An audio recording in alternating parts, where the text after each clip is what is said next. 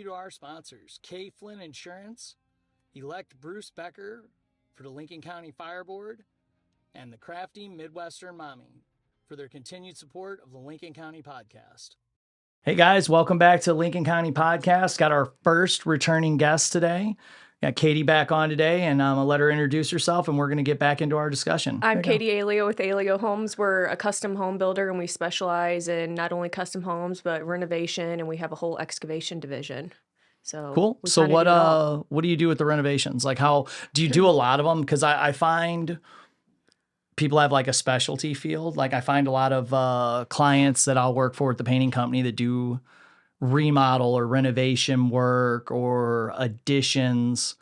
Like building a whole house is a different monster, like for them, or vice versa. I've had builders I work for that called me to go bid a remodel they did, and I'm like, you do this? And then they're doing stuff goofy. I'm like, what are you doing? Like it's kind of it's similar, but not similar. Yeah. So I guess some home builders just do home building, right? But like my dad started out in remodeling when he was a young kid. That's what he kind of started his roots in. And in '08, when things went bad and a lot of people went belly up, we switched over to remodeling.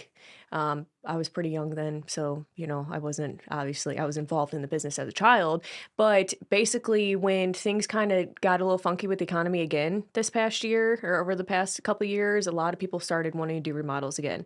So it's something that we've always done, and they're a lot of work, but we do love them, and we love just seeing the transformation of what they start from and then what they end up looking like. So we did a huge one last year, 2023, it's a new year. Yeah, that's going to be weird to get used to. I write my first check today, and I'm like, 24. Yeah. And I'm actually going to enter it into the Remodel of the Year award for the HBA, the Home Builders Association. So I'm pretty stoked about that, and I'm hoping to walk away with a couple awards from them. Was that video you posted? I think we talked about that last time. That was a big change. Yeah, it was a huge change. And then we did another one that had a lot of water damage back last year when everybody's pipes froze, and we had those couple of negative days, and the pipes froze in the attic and the whole house got destroyed. Oh. So it was an insurance remodel, and it just turned out completely fantastic. I love seeing that, but they're a lot of work. There's a lot of ins and outs on that, especially when the people are living in the home still. That's what I was going to get at. When they're living in it, or like what we've come across is from a bidding standpoint, well, this is staying, but that's going, but this is going to go, but this is going to stay. And then 3/4 way through the project, budgets get looked at, and it's like, well, maybe we'll do this, or maybe we'll keep this, or they come back and are like, you know what, we want to add this and this. So I know from a bidding standpoint for me with the painting company, I'll ask people, what are you thinking? And let me just throw it all on a sheet of paper for you. And then that'll save you time later than calling me and asking me, hey, remember when you were at that one property? Because sometimes they take a while. Sometimes, maybe people get bids from 3 different builders or 3 different contractors. Those contractors might get bids from their subs. And, it might be a year later that I get a call on something, and people ask me specific questions. I'm like, you think I remember? And sometimes I will. I'll be like, oh yeah, it was... Casey will look at me like, how the hell? But it'll have something that was like memorable, something about it that was different. Yeah.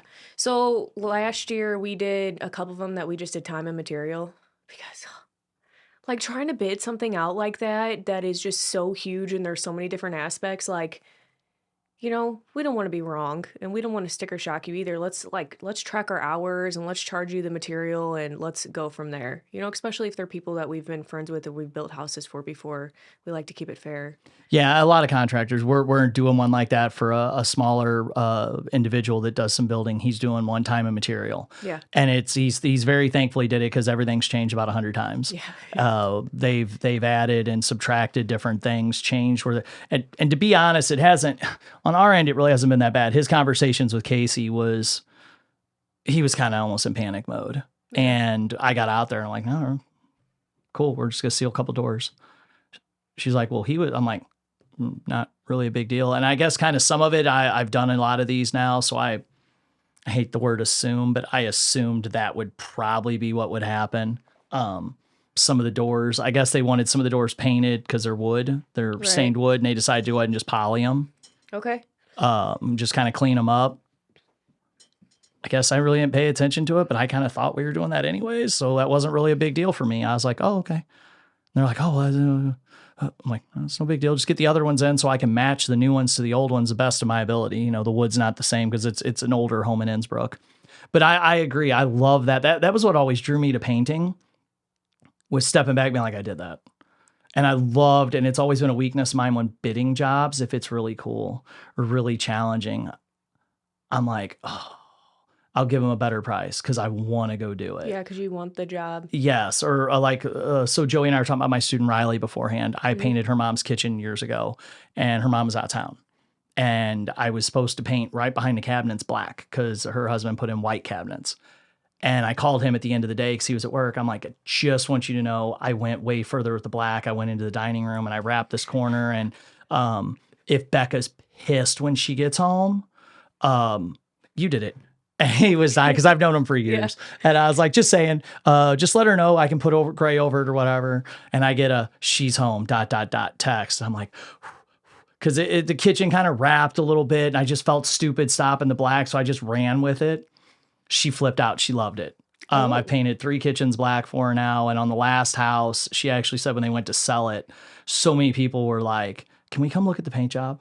I was like, oh, you're messing with me. Because we did, they had the like wainscoting with the square box. Everybody calls it something, the lawyer's panel. I've heard it called, well, we did a dark color around it, but then just left the trim instead of the traditional all white all the way down. And we did the room a really dark bluish purple. And I talked her into, instead of painting the whole bottom white, let me cut everything in and hand brush it all. It looked killer. She loved it. But she actually had people comment when she listed the house on it. But it was a trust thing. She trusted me to do it. So, but that was always attracted me to it, was that fun with the project. Yeah. You know what? Black is so hot. I live in like a 3,500 square foot pole barn house. Barn dominium, a house, they're like the hottest. Oh yeah, all the fancy terms. That's what I want. I won't. They're like the hottest thing on the market. People are like, they're way cheaper to build than a house. They're so wrong, you know. But my ceilings are black. Yeah. And my bathroom wall is black, and all my tile is black, and my master bathroom's all black, and it's like you just can't. A lot of people are getting super turned on to the black right now. The only thing that's weirded me out with black, I painted a house for a lady that had black toilets and black sinks. And the black toilet was weird because it looked like the toilet was like had swamp water in it. That was the only thing. I remember like all of us when we were working on the house, we were like, yeah, I don't like that. Like I love the black and I love the use with it, and dark colors. Now this is stupid. So I painted my whole house white. Everything in my house is matte finish white. Great. The cabinets are all white. It's all Chantilly lace, and then I have black accents. I did black outlets. And all my doors are black, but the frames are white.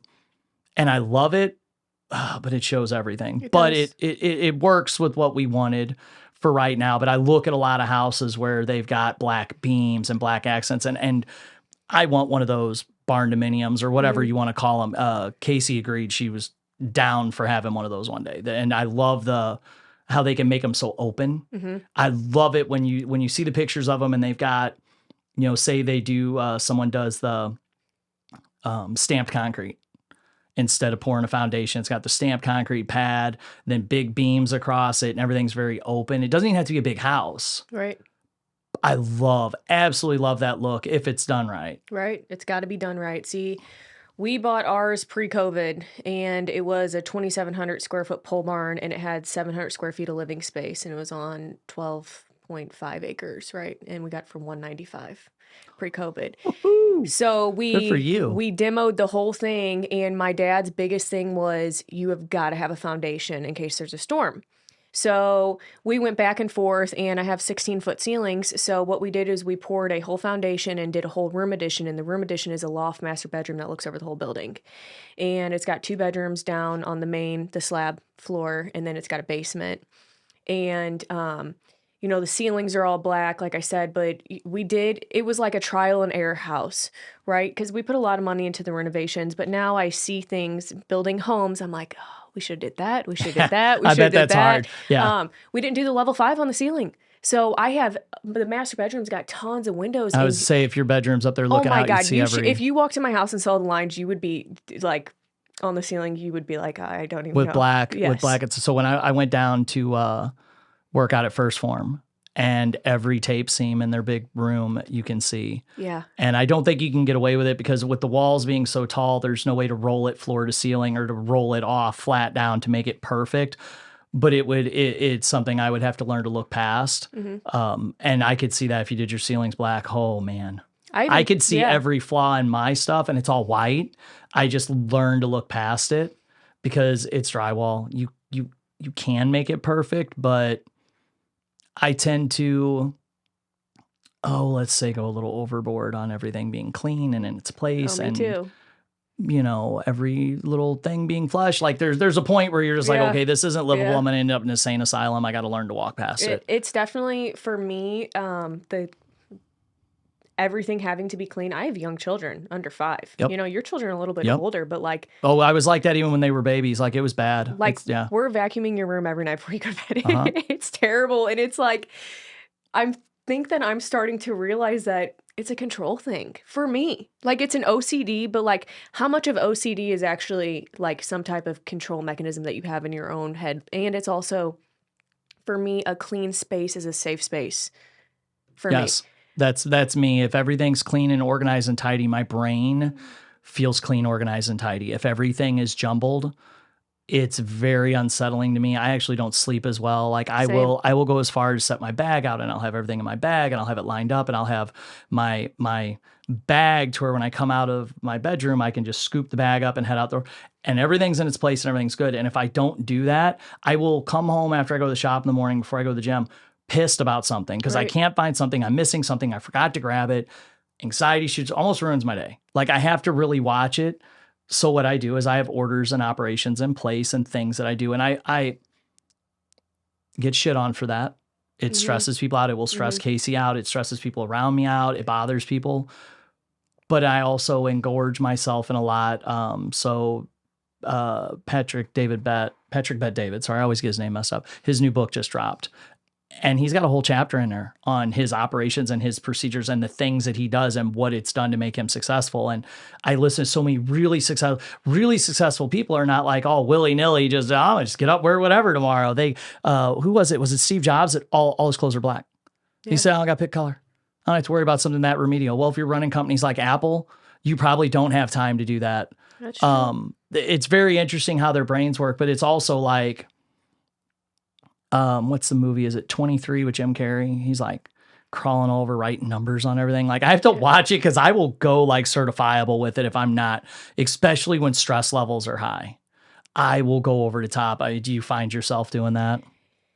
Yeah, managing stress is a big thing that I'm learning in my life right now because I never grew up with that lesson. You know, like my dad was we never were even allowed to draw with chalk on the concrete of the sidewalks. I struggle with that. The kids want to do it, and I'm like, oh, it looks great. And in my back of my head, I'm like, God, I can't wait till they go to bed so I can wash this shit off. He lets his grandkids do it all day. Yeah, no. Yeah, when parents have grandkids, their brains completely melt. Like the stuff, my kids will come over to my mom's, be like, oh, we had ice cream for breakfast. I'll call her like, what the fuck? Yeah. What? Yeah. What, they got ice cream? She's like, they're my grandbabies. Yeah. I was your baby. What do you mean? Yeah. Yeah. So I grew up in, my dad and my mom, they had expectations. My mom's a lot more laid back, but like we weren't allowed to draw on our hands. Like very, so the first time I had got a tattoo, my dad was like, I kind of made it where I got a rosary on my foot that represented my grandma, my dad's mom, who was, she passed away at 97, full-blooded Italian. And he was like, oh, his word is, that's cock as shit. That's what he says is everything. That's cock. And so he loved it. And then it's just kind of like I started coming home with these new pieces and he would just be like, all right, yeah, okay. And then, my significant other, he's covered in tattoos too. So it's like, it just became something that was normal to him. But it was like, as a child, the little things that would just totally irk him and he like couldn't handle it. And we had a chore list every day of summer. And I had friends that didn't even want to come over anymore to hang out because we had so many chores to do. My friends didn't like me to come over because I cleaned the room. I'd be like, dude, you know what? If we put this the dresser over here, Right. it'd work a lot better. And they'd be like, whatever, bro. Like, just can't you just like hang out? I'm like, no, I can't. Yeah. I used to drive people nuts. Yeah, no, I feel that like New Year's Eve, instead of us like partying or anything, like we were outside. We're building a greenhouse addition on our house right now.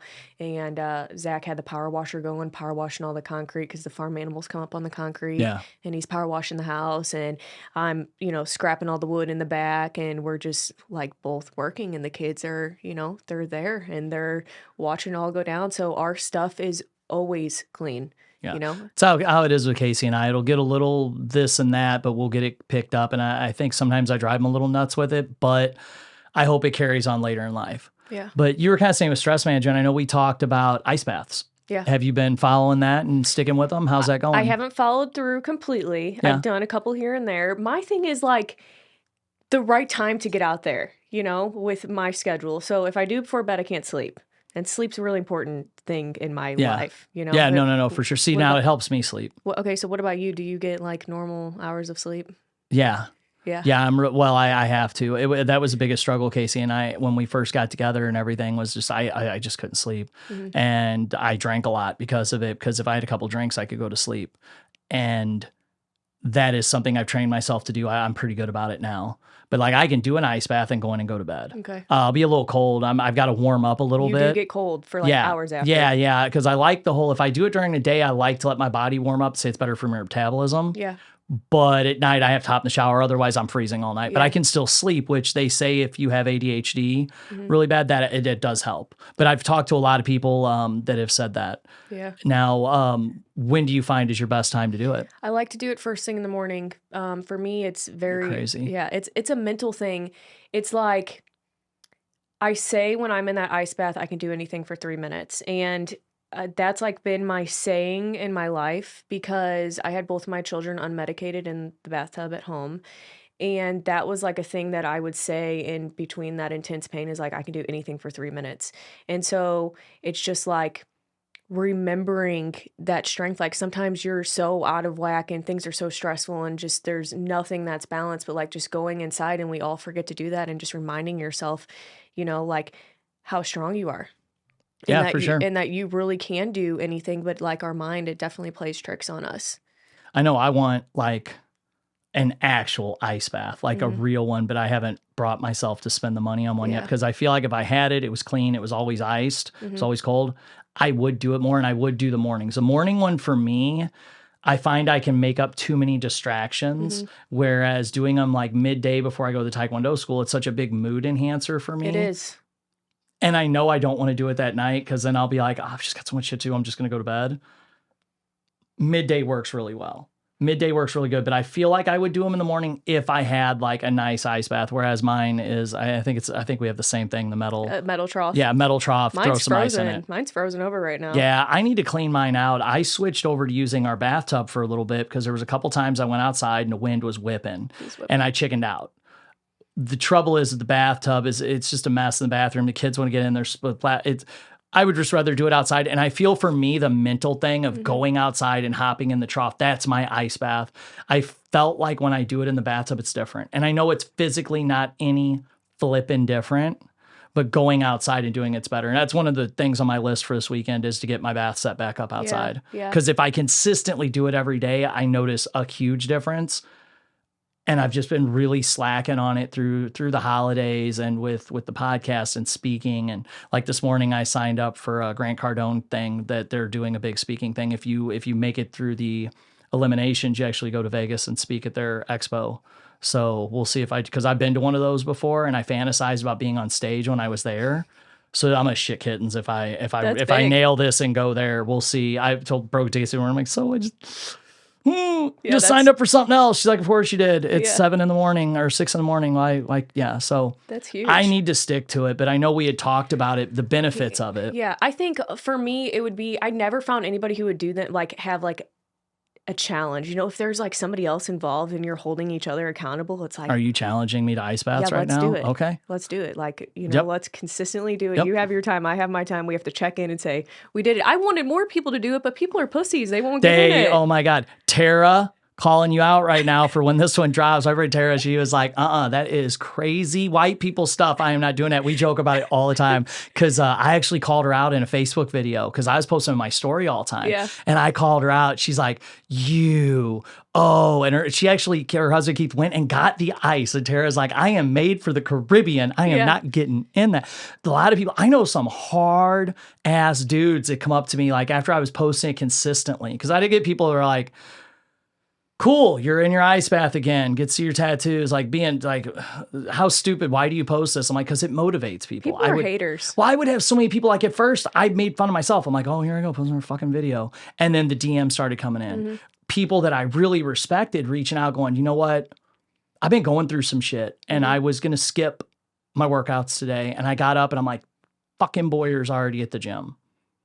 I'm going. Like people come up to me at tournaments. Like it about a year and a half ago, I really started taking account and noticing the amount of people that come up and say, hey, thanks. Hey, this, like they weren't liking it. They weren't clicking on it, but they would come up and give me a personal story, something they were battling with and how seeing something I put up. And I was like, okay, so we can all make a difference. We can. By sharing this stuff, by posting it. Like I loved your video you put up on it. Like, you're going to find out later that there's a lot of people who are struggling with something that are doing it. I had so many people reach out to me that had started doing ice baths because I talked about it made me mentally feel better.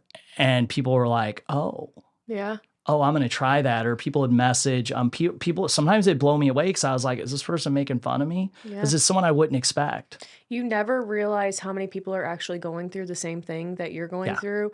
And sometimes I get like self-conscious about the things that I post. And then I do have people come forward and they're like, that really helped me so much. And I guess it's about admitting that you're struggling, and like having, like being vulnerable enough. Like we're taught not to be as vulnerable as we can. It's hard. It is hard. That's one thing my public speaking and my speaking coach has been working with me on is being vulnerable and connecting and sharing your story. And so I've been diving into, being overweight in high school and different things and really having to reach back and look at emotions that I really didn't know was there until he's like, I want more detail. And I start talking more and videoing myself talking more. And I'm like, oh, I remember this. Oh, I remember how shitty I felt. And I start diving into it more. It's been interesting, but you don't know, like I finally went back to church. Casey, I said, I want to go back to church. I've done a lot with this church. Michael and I the pastor share a tattoo artist. Like I love the guy. I love everything. And I've always said, if I go, I'm going to him. That was my excuse. Well, if I go. And we went back and I put up a post and I probably wrote that post and took it down for 12, 14 hours. And finally I was getting ready to go to bed and she's like, what are you doing? And I kind of snapped because I was mad at myself because I hadn't done it, but I didn't want to be like, oh, look at me, I went to church. The amount of people that messaged me and said, hey, I've been feeling the same way. I've been feeling pushed. I've had some issues. Tell me more. Baffled me. And I was like, okay, there was a reason I made that post. Like it wasn't coming off that way. And I've learned, like, guarantee we've all done it. We see someone put something up, we're like, we're judgy as fuck about it. We're like, you gotta think they're going through something. Yeah, they are. Last year it was like I went through a time period where I realized that I had no friends. I don't have any friends. Like I don't think it's because of the person that I am. Obviously I have my issues. We all have our issues, but it's like I can't find friends, like the lifelong friendships I had. Like we just don't connect on a level of like what I'm trying to accomplish and just where I'm at. And I don't drink, I'm completely sober and I want to work on my house and I want to work on the business and stuff. And so it was really hard. I felt lonely, because there's only so much that you can, I just feel like you need people to bounce things off of. You have to connect with other people. So that's why I joined, Master Networks, is not even for business. Yeah, I don't even care about getting leads, but like I need the people to connect with. I need like-minded, people to bounce my ideas off of and to talk about different things like, the traumas that I've had. And so I think that social media is a big platform for that. And it is really hard to feel like you're not being judged or like you're not, that you're not judging somebody else because of their posts. A lot of people, they say you're just money hungry. Like that's all you want is money. And it's like, I think money is a very important part of our lives. It makes the world go round, but it's not why we do what we do. I had people say that to me in the beginning. Oh man, you opened this business, you're doing another business, you're doing this, you're doing that. and treat it like we're greedy. Yeah. And I had several conversations with different people on it. And until I finally kind of got the wording together for myself to explain to them, like, if I bid a job high, that means I'm going to make more profit, which then I can go do something good with, which makes me feel good. Yeah. Like, I'm not a greedy person. I don't look at a job and think, ooh, another $5,000. I think, ooh, cool, we're booked out further. Oh, I can hire another employee. Like, my brain processes differently. I don't look at it. Now, I do meet people that do look at it that way. I'm not that person. You're not that person. We've had that talk. Right.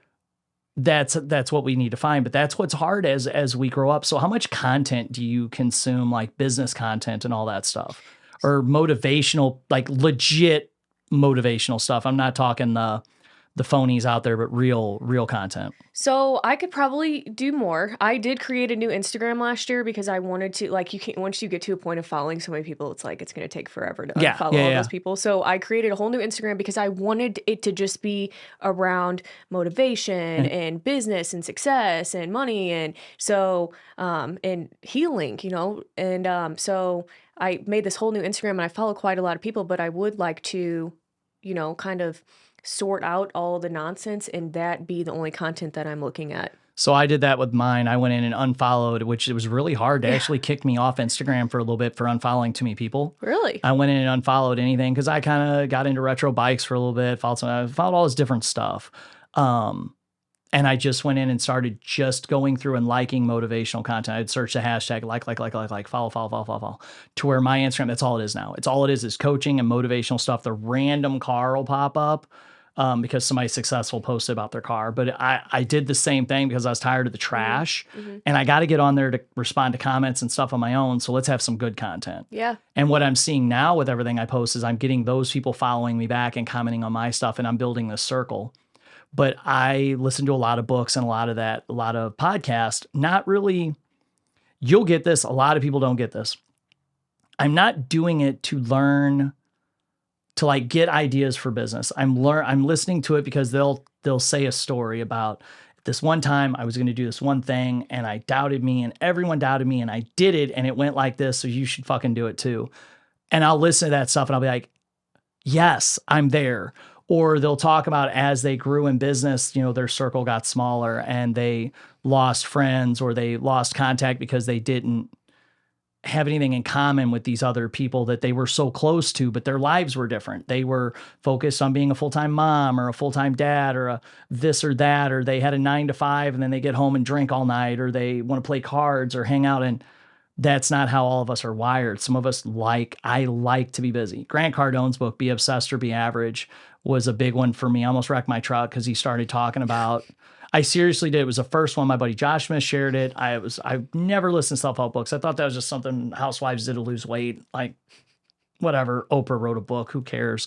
And I was listening to it and he talks about, he had drug issues. He had all this. So I've never had the drug issues, but he talks about, you know, everyone called him ODD, ADHD. Why don't you sit down? Why don't you relax? Like all this stuff. And he goes, baby, I just like to work. I want 25/8. I want 8 days a week, 25 hours a day. I want more work. And I was like yelling at my radio. I'm like, yes, that's it. Because when I would work a lot, I felt better. And I was like, dude, there's something wrong with you.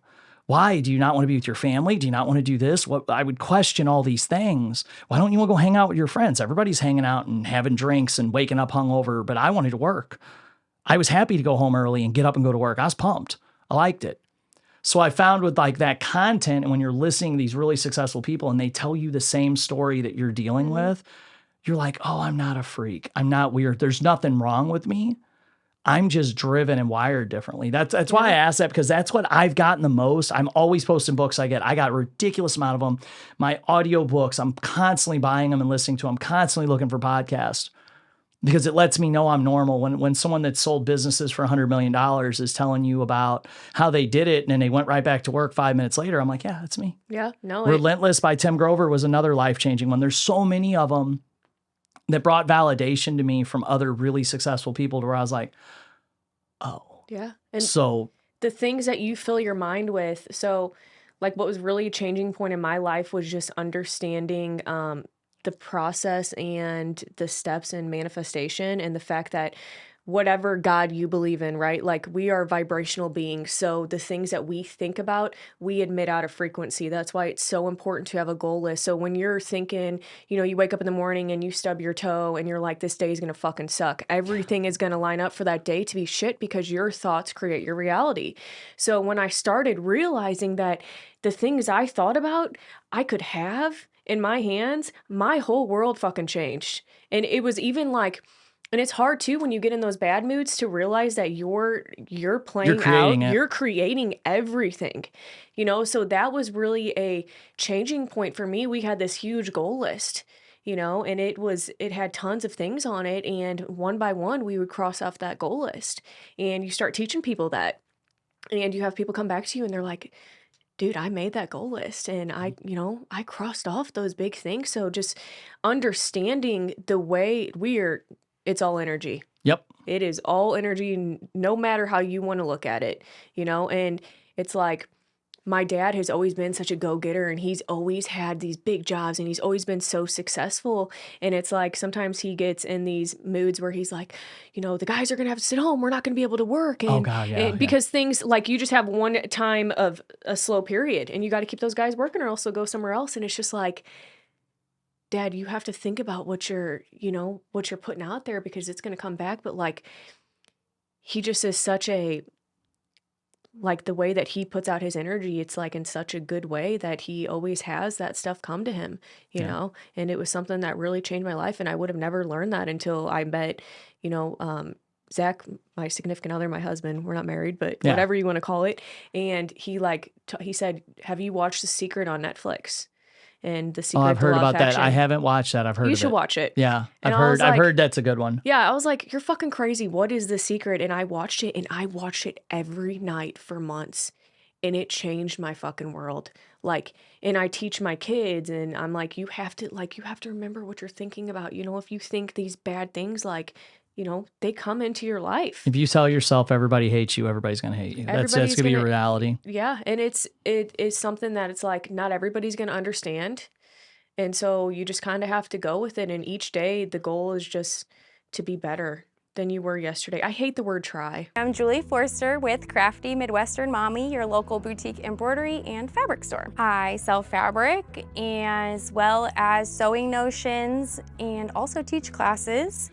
And then we also, on the other side of our business, do machine embroidery, custom apparel for local businesses, and just personalized gifts. Again, the store's name is Crafty Midwestern Mommy, and that's how you can find us on all social media platforms as well as our website. Yeah, no, I don't even like if I type it. And that's something I got from an old boss. He'd call me and we weren't allowed to say, I'm going to try today. You're going to do it. Yeah. And I do that too. But I agree with you on the manifestation part. Like I put a post up a while back that said, as a kid, I was always told I was a daydreamer and I always thought I was daydreaming. As an adult, I've realized I was manifesting because so many things I said would happen have happened. I came here, for example, to be on Kyle's podcast, walked out of here and Brandon, a guy that I follow and look up to, that has a roofing company, was out there working with Joey. And I was like, holy shit. And Kyle's someone I've looked up to with his businesses. How the fuck did we just end up in the same room? And then I realized what was going on here, and this was content creating, and that the videos I'd been watching were Joey. And so I like interrupted him, Brandon. I'm like, bro, I got to talk to you because that was a missing piece. Yeah. And I was like, wow, all these pieces just fell into place. And it's been insane since then. Like I'll sit down and talk to people. I'm like, I can't believe all the things that have actually happened. Well, one of my goals, a friend of mine that we both hustle a lot, we both communicate. He's got a tattoo shop in Florida. Hopefully this drops after I pull this off, but his wife's gonna get me on his books, and there's a Nordic symbol for manifestation. I'm having tattooed on my palm. That's good. It's a very simple. I'm not really that manly. It's a very simple little symbol. Like I'm not having, there's no shading. There's just a couple lines. Yeah. He won't tell anyone that I'm going to cry. But I'm going to have him tattooed on my palm. It means a lot to me, but it means I've got to get it from him. I've got a ton of people up here could do it, but it'll mean more having JD do it because we both believe in that. But once I realized that it's a game changer, that I realized that telling myself over and over and talking to people about it, oh, I'm going to do this and this and that, and this is how it's going to be, like, it happens. Yeah. And Andy Frischello goes into a lot of detail on it, on manifestation. A lot of these people do on speaking it to existence. But he's really big on, you got to do the work too. You can't just sit there and tell everybody, oh yeah, one day when I'm a millionaire, you got to tell them your plan and you got to do the plan. Yeah. And that's huge. And people don't realize that. And do you find that once you figure that out, like when you're around, this is going to make us sound like shitty people, because I know how you're going to answer this. When you're around people and they're like, oh my gosh, it was just this today. And they're so fucking negative that you just want to slap them upside the head and be like, you're doing it to yourself. Change your outlook. Like I'll hear conversations and like with my teen instructors, like I'll pull them aside and be like, hey, listen, this is how this works. Cause we have that coach, father, daughter, father, son, coach, athlete relationship that I can say that to them. But like with employees, I'll hear them and it's like something bad happens every day. And that's the first thing that they go on in the morning. And it's like, you've had all these problems. What is the common variable? Yeah. You. Yeah. You know what? I'm probably going to sound really bad for saying That's why I said we're going to sound like shitty people for this. It could be like a hypocritical thing to say because I have my days where I'm like, I'm in a fucking mood. Oh, yeah. And I'm not being on a pedestal here at all. And I'm a big just saying. bitch. When I'm a bitch, I'm huge. Like, like hide from me, right? It's all good. But I fucking hate people that I hate them. I just can't stand the excuses and I can't stand the going, say, for instance, I'm just saying an example, going to get a new tattoo and like, say you go into this person and every time they have the same fucking story to tell you and then they go home and they get drunk every night, or like the people that you're like, why aren't you doing this? And they're like, because I don't have enough money. Like that is a bad fucking excuse. There is 100 places out there hiring just now on Highway 70, between Wentzville and O'Fallon. Like, why? Well, and it's not that you hate the people, you hate the excuse. And I hate the excuse. It hurts you that their vision is that small. Yeah. That is one of the things that I've realized with putting out the content I put out, that I've had people come to me and they're like, that really, I needed that today. Yeah. I've had friends message me, hey, I actually read it was before I started working with Joe, I read some of my posts to their employees. They're like, I needed that. Or someone messaged me, I was struggling with something, but I read your thing that made a difference for me. And I realized that if we can help 10 people, it's worth all the work. Right. And those 10 people are willing for the help. But there's those 5 people that are just... And do you know what? Something's going to do it for them at some point. All we can do is be that example. Yeah. But it's very frustrating. I'll have students that struggle with things and, I'll tell them like Kendall, who was on here recently, she's one of my instructors. Her and I are very good about when we compete.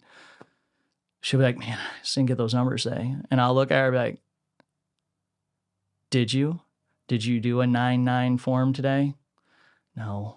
So last week you went home early? I should have stayed and practiced. I was like, me too. I've gotten up, done stuff. Everybody's like, I'm so sorry you didn't place today or what? Well, they didn't say I didn't place. I always place.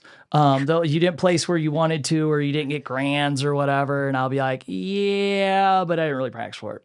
Yeah. Like there's a few of us in our little group of martial arts, like we get it. Like, yeah, we didn't put the work in. We know because we trained together. We're like, kind of pulled that one out, rabbit out of our rear end. Or if we do pull something out of our rear end and get first place, we're all like, I just made that up. We kind of feel bad. We laugh about it. But being realistic and understanding that you get out of it what you put in, and that's going to be your example, and being realistic about it. And we'll talk about that. Okay, you woke up today, you're really tired, you had a shitty day, gas wasn't in the car, your lunch tasted like crap. Did you go to bed early? Did you prep your food? Did you remember to put gas in your car? It was Sunday night. You drove all weekend. Like, I will sleep better. This is how bad I get. If I have all the cars washed, full tanks, food prepped, lunch is made, like if all my shit's set out, sleep like a baby. But if one thing's not done, like if I didn't take Casey's vehicle up and fill it up, or if we didn't stop and fill it up, I'll still go to sleep, but that will bother me a little bit because I get everything's accomplished. I know my day is going to go good. I took care of all my shit on Sunday, so my Monday is going to go good. Yeah, my kitchen floor is mopped. I'm going to wake up and I'm going to have coffee. Don't go look at my truck. It's pretty dirty right now. but your kitchen's going to be clean, so you'll feel good. I get that same thing. Yeah. And I feel like if more people would have that discipline, and that comes back to discipline, the discipline to set themselves up for success, they would be more successful. And I was telling some of my students last night, How old are you? 27. 27. Okay, so you're way younger than me. Yeah. So I was telling some of my, you didn't have to say yeah. Sorry. So I was talking to some of my students. I was explaining to them that when I was a kid, I didn't have YouTube. Like we were discussing how like my friends would go out, so I go out with them. If I would have had YouTube and that type of content back then, I want to say that I would have been engulfed in that stuff. I would have been so deep into that. It's crazy. Because I would have been home studying that. I would have been watching videos from Tim Grover's and Andy Frischella's. Like I would have, so I try to introduce that and share it and show people that because that wasn't a thing when I was that age. Right. It wasn't. And if more people learned that discipline though, I feel like they could put themselves in a better spot. You know, when people ask, how come your painting company is so successful? And I break it down on Sunday night, I would reorganize the truck, fold the drops, clean my tools, make sure everything was checked off. Casey and I check off our list on other stuff that we had in the office. I'd go down, check in with her. My Monday was great. Yeah. And I meet so many people that call me on Monday and you can tell it's the first time they turn their godforsaken phone on since Friday at 3:00. And then they're like, oh, the world's falling. Well, it wouldn't have been if you'd gotten off your ass on Sunday and spent an hour doing your job. Yeah, that makes sense. I think that, you definitely have to have a list and you definitely have to have discipline. And there's always going to just be those people that just, they just might not get it. Yes. Like, there's They don't want to get it too. Yeah, there's a lot of people that I run into and like, we kind of talked about this last time and they're like, well, yeah, you were handed everything. Yeah. Daddy, this. And I'm like, I get up every single fucking morning and I work. And it doesn't matter. I was given a great life. I'm so grateful for that.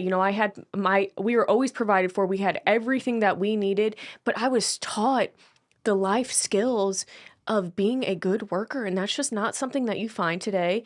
And, yes, my parents set it up and I'm very fortunate for that, but I still put in the work to have everything I have. My daddy doesn't pay for my mortgage. Yeah. I fucking pay for that.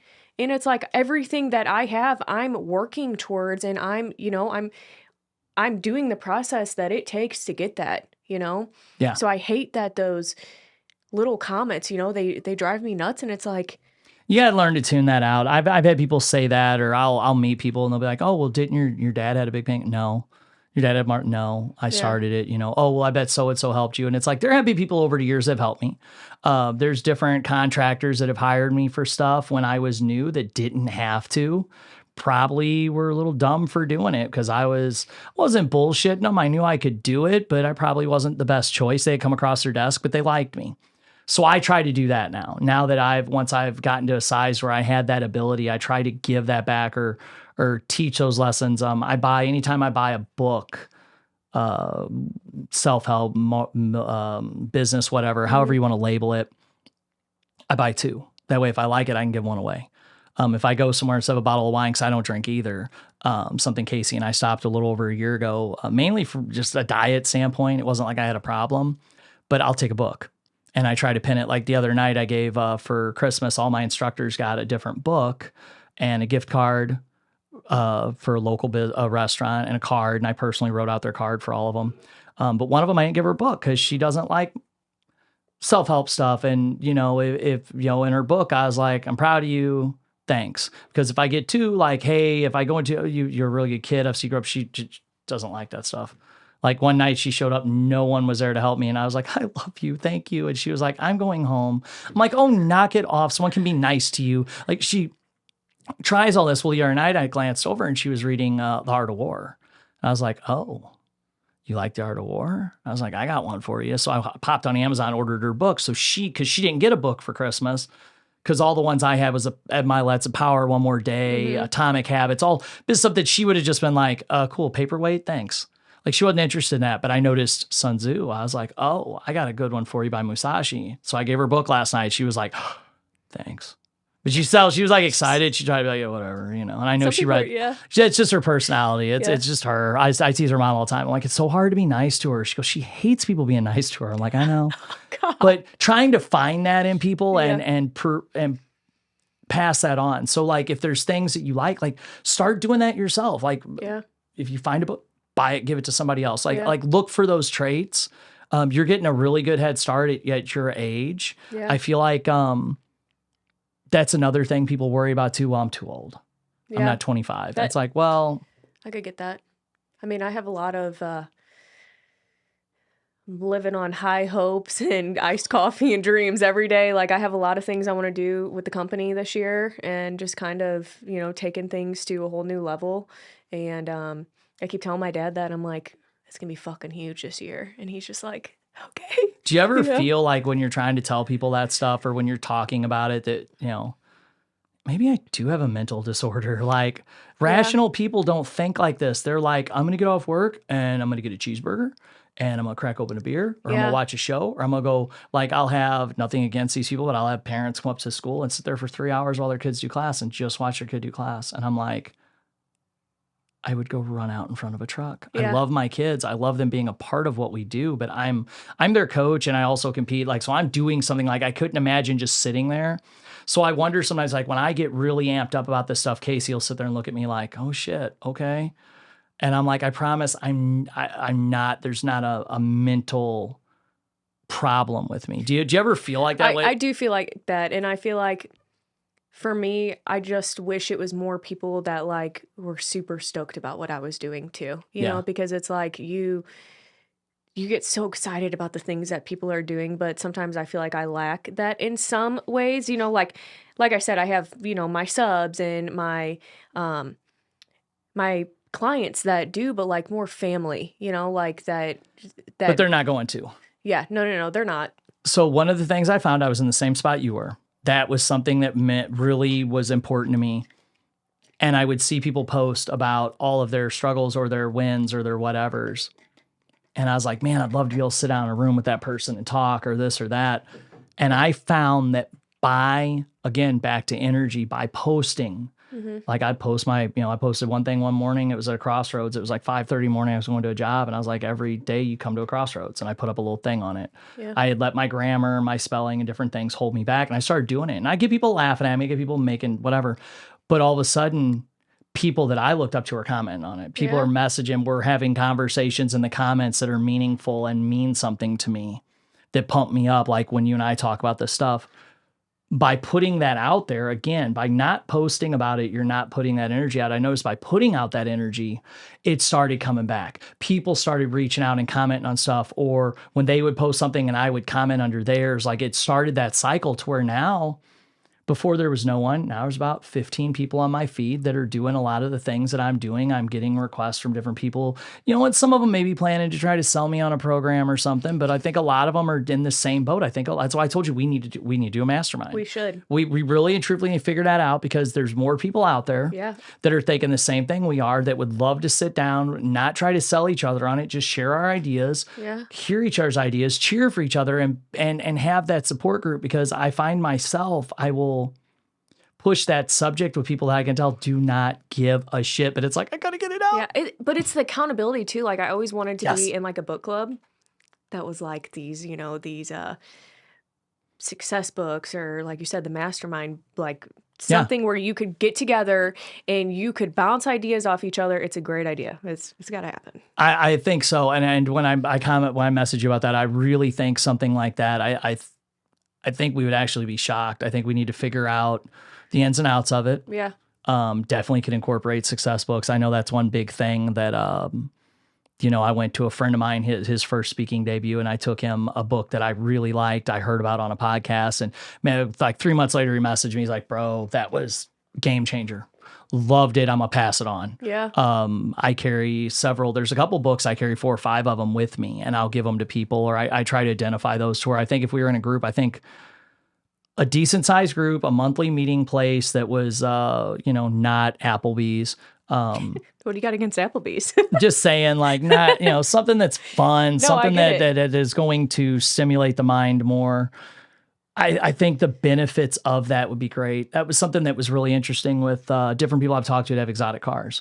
And they've talked about how those cars and those car meets put them in rooms with people that also were go-getters and were into those things, and how many doors and how many things it opened with them, that I was like, cool, I'm a gearhead. This is perfect excuse for me to buy one. But it also, when they broke down the business aspect of it, I was blown away because I had never looked at it from that angle. And then I was kind of disappointed in myself. So I'm like, Should have totally seen that. When are you Damn. getting that exotic dog? It's not going to be for a little bit. I've okay. got with the speaking and the podcast with every monster I've got going right now. It's going to be a little bit, but it's happening.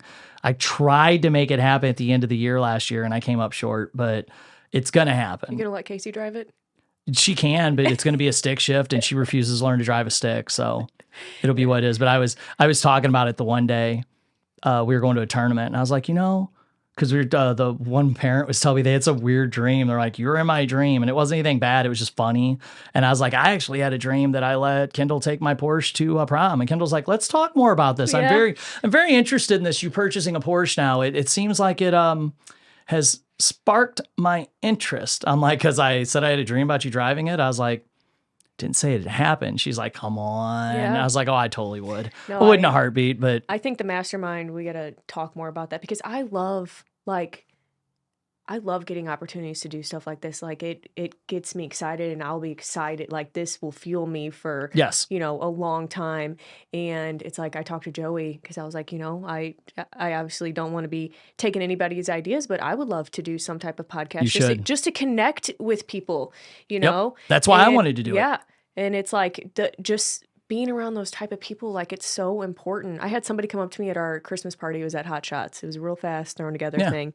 And it was a former employee. And he's like, so Aiello Homes, now they're on podcasts and they're all over Facebook. And I was like, just wait to see what happens. You know, it's going to blow up in 2024. And, you know, that was how I left it instead of kind of like being like, oh, they said that, you know.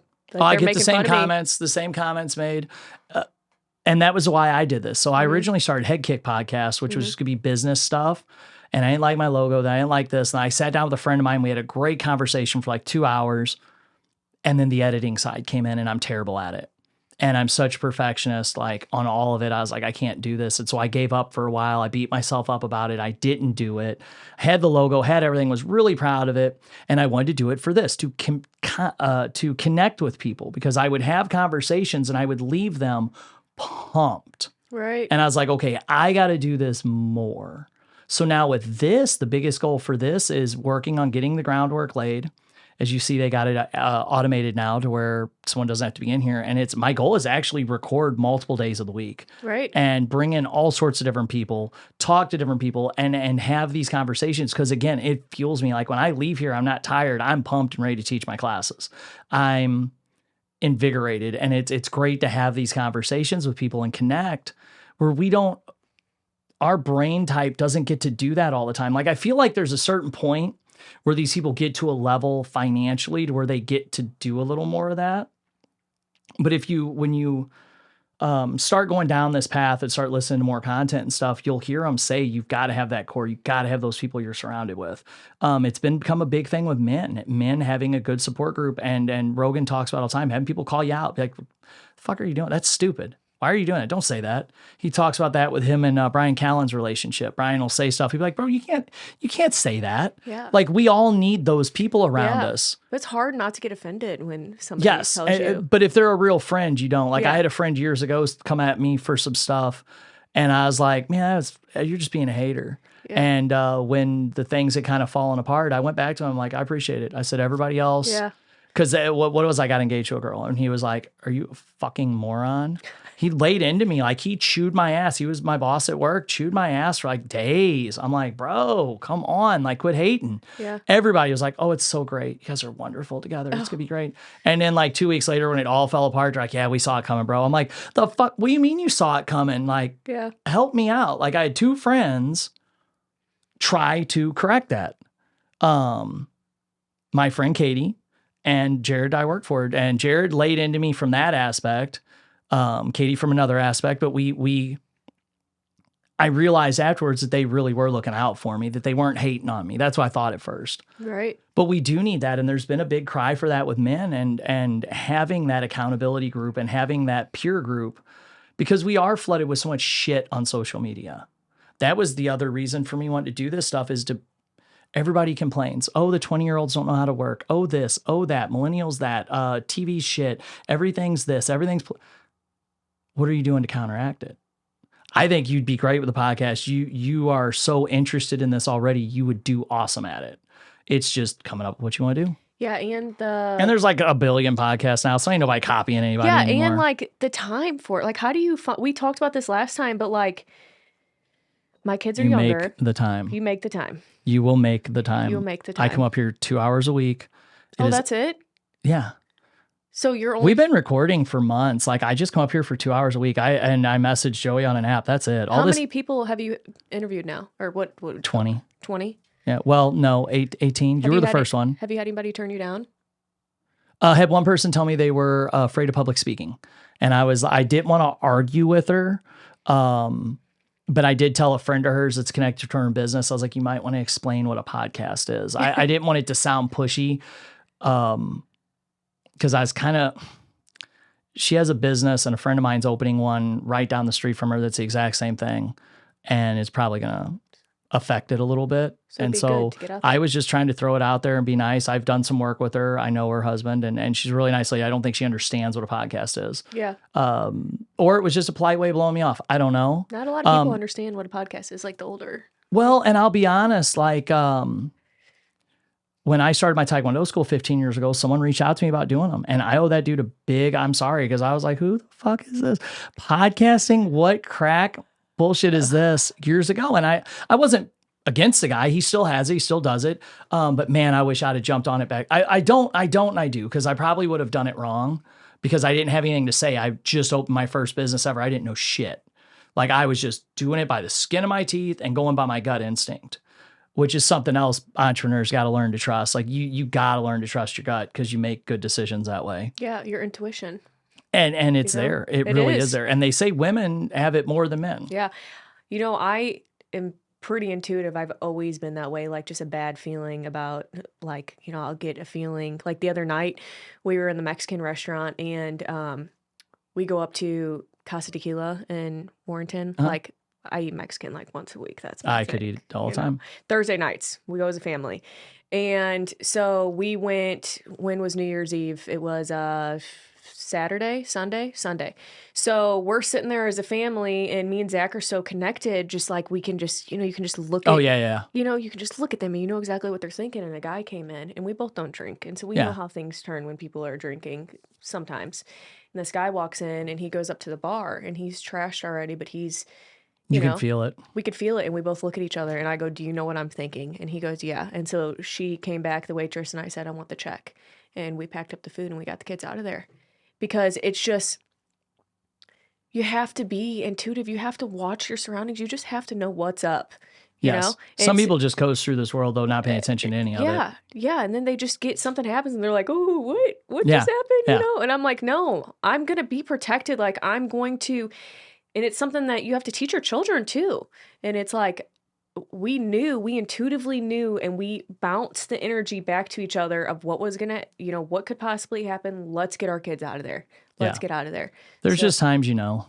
Yeah. I mean, and it's with business, it's with life, it's with anything. There's going to be things that catch your attention. Right. There's decisions I've made in business. That was one of the biggest things that got me listening to more content was, they would talk about a situation they'd been in and why they did what they did. And I was like, it was a couple different times I was struggling with a certain thing. Mm-hmm. And then I heard someone that's made millions and millions and hundreds of millions of dollars talk about struggling with it too and what they did. And I'm like, that's what I said. Yeah. That's what I wanted to do. But the norm was to go the opposite direction. And you got all these people, what is it? What is it? A negative person will have a problem for every idea or a problem for every solution or something like that. It's a great quote. I need to memorize my quotes better. Side effect of being a martial artist your whole life, your memory gets a little spotty from all the headshots, especially martial artist doesn't keep his hands up. That's kind of was me. But there's a great quote about it because sometimes you can tell people those things and those ideas and they'll squash them. And if you're already like, until you've done a lot, like really achieved a lot to have that bulletproof self-confidence, like it took me a while to realize that. And I don't even think I've achieved that much, but it took me a while to get to that point where people are like, nah, what you need to do is I'm like, no, get the fuck out of here. What do you know? Right. I'm doing it this way. Well, what about, no, this is what I'm doing and I'll be fine. And guess what? If it don't work, it's on me. But it took me a long time because I would do that stuff and my dad or friends or whoever was around would, well, and they'd give you their 2 cents, and it would muddle your mind. You're like, maybe when you got a bunch of different people speaking in your ear, like it's hard. But something that, I'm sure you ran into this, but like intuitively knowing that you shouldn't work with a certain client. Yeah. Right? Like there would be times that I'm like, Dad, no, like we should not bid out this house. And I said on one of these homes, like we shouldn't bid it out. We bid it out. It fell through. And then the person bought a house to renovate and then it just fell through again. And it's like, come on, let's stop. Let's make this our year to where we work with people who want an Aiello home. They want, like, I want people that want to work with us. Yes. Not just people that are, a different builder was too expensive or Aiello can do this cheaper. I want people that recognize our craftsmanship. They recognize what we bring to the table and they want to live a life with us because that's essentially what we're creating is a lifetime together. That's the people that I want. I don't want to just build anybody's house. Yeah. That's not. And see, I feel that. I get that. That's not what it is when you're building these custom homes. My dad's like, Katie, you can't marry every single home, because I get really attached to a home that we're building. And then when things change, like somebody comes and buys an inventory home that's already, spec home that's framed out and I have all these ideas. He's like, you can't do that. I go, yes, I can. I will marry every single home and then I will divorce every single home when we're done with it. And that's what's going to make you great. Yeah. And there's nothing wrong with that. And that's something that with my public speaking thing that I'm teaching these people is you tell them, you show them, and you do. But you tell them about your process and what you do. You show them who your business is. You do the work by doing the follow-up. I don't talk anything about being good at what you do. You're showing them who you are as a person so they want to use you. I've been down that road with the martial arts school. I'll run ads and specials and fill the school up with people. And they all leave because they're only there because it was a $29 special. But when I don't advertise, the people that come in are there because they researched us, they looked us up, they've seen us in the community, and they want to train with us.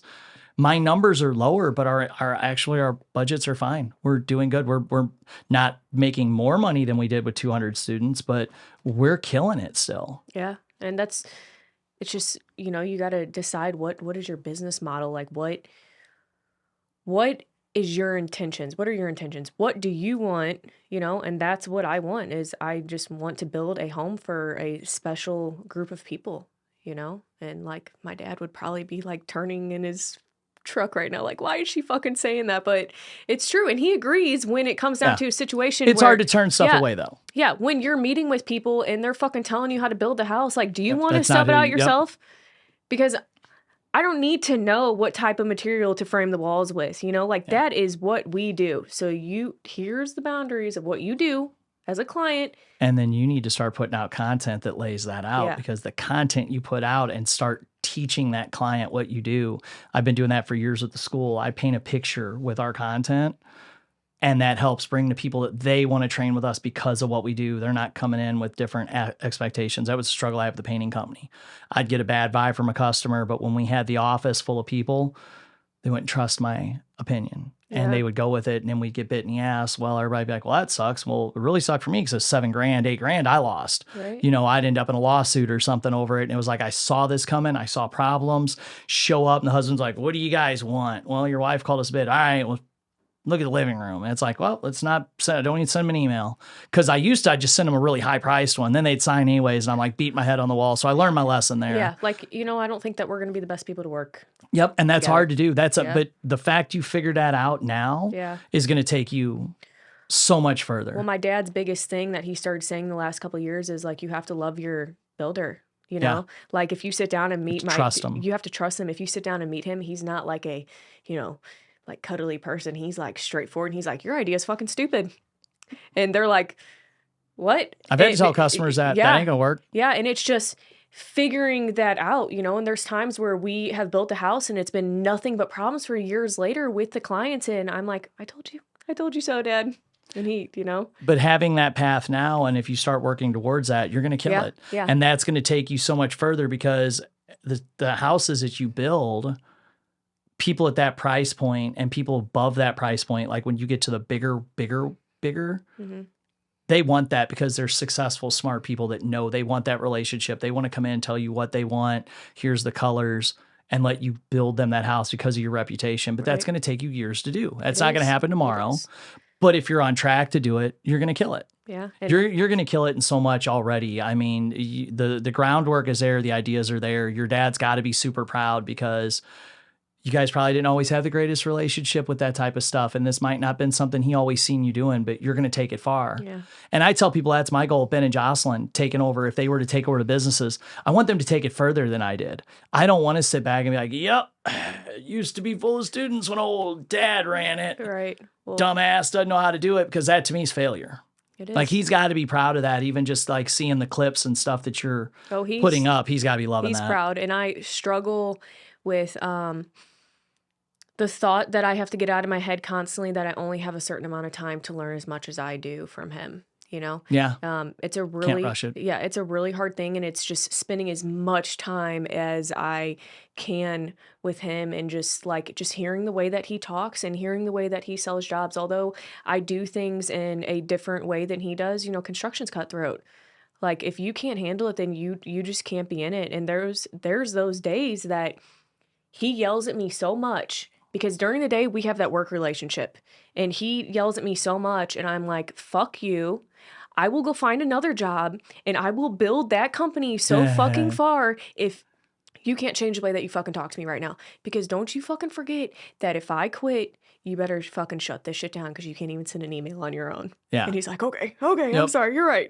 And But you got to have that respect. yeah, and you do have to have that respect, and just knowing that, and I, you know, working with Joey and doing some content is great, but also putting my face out on social media, which there's never been social media like we talked about, and people know who Tony Aiello is, and like building my reputation to stand as tall and as proud and as good as he is at things. It's you know, it's work. It's constant work every It's going single to take day. you years. And it's going to take years for people to be like, not only she's a woman, but, you know, does she do things that the way that he does? And he'll talk to me. We'll have, you know, late night conversations. You can nip that fast, though, Yeah. with social media and getting your name out there, because there's a lot of people that haven't heard of him that would, Yeah. you would be the face. And he doesn't have social media, so Yeah. he hears about everything that goes on social media from, like, he's a member at the Elks Lodge. Yeah.